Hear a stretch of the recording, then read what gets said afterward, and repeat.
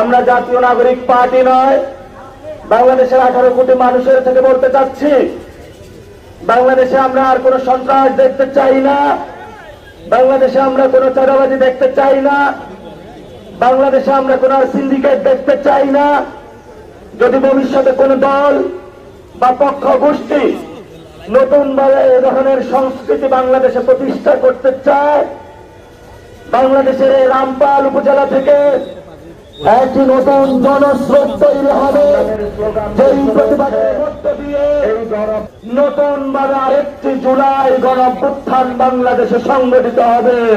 কোন রাজনৈতিক দল যদি আপনাদের এখানে আপনাদের ভূমির অধিকার থেকে, আপনাদের প্রাপ্য অধিকার থেকে বিদেশি কোন দেশের কাছে লিজ দেওয়ার পায়তারা করে, কোন দল যদি তাদের এজেন্ট হয়ে কাজ করে, আপনারা সর্বসম্মতিক্রমে এই রামপালে দুর্বার আন্দোলন গড়ে তুলবেন।